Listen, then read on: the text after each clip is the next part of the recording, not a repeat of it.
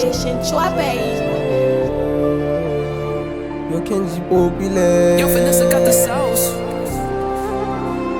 Konnen yo tout trahim, yo tout net vle detui. Yo pa vle wè map viv, yo pa vle wè map chiv.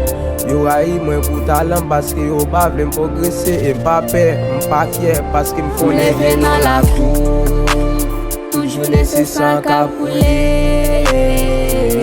M'grandi nan vodou, pitit maman dan toke mye.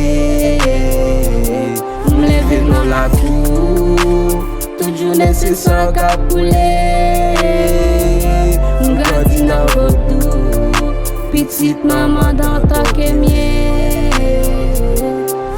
Men map toujou sal pou m'ka fè la jè prop. Gen bel apparence ki an men kou jirof. Lem senti m'febli se god la mande fos. Yo pense ma bien viv a chak fwa m'fè an pos. Men yo pa konen combien fwa m'tombe. Sakrifis m'fè nan vi m'combien fwa m'eseye.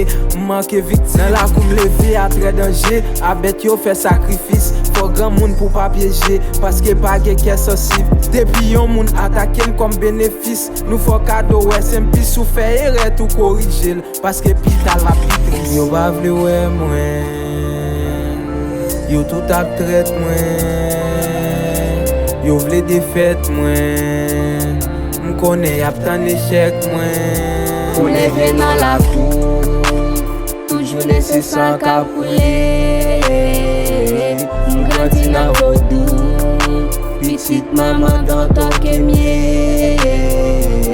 M'leve nan la kou, toujou lese san ka poule. M'grandi nan vodou, pitit maman dan toke mye.